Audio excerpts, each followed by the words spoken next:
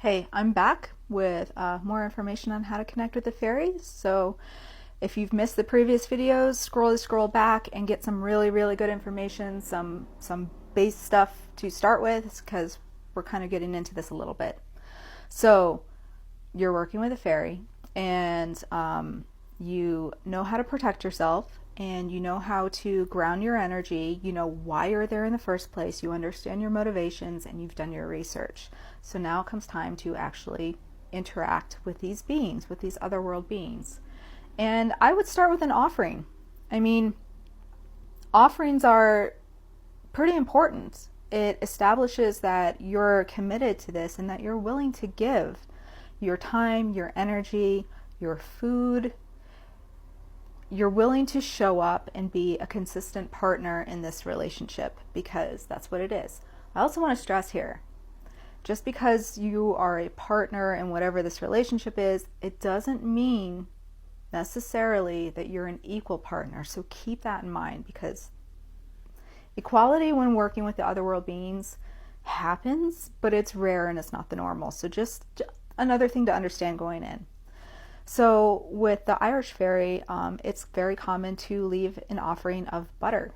And I think that that is probably the best place to start.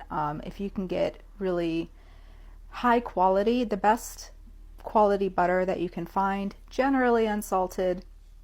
My others like salted butter because they just are who they are, but generally unsalted butter.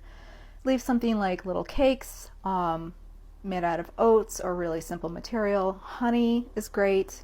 Beer, sometimes liquor or rum, something like that can be left out. Mead, if you can get your hands on it.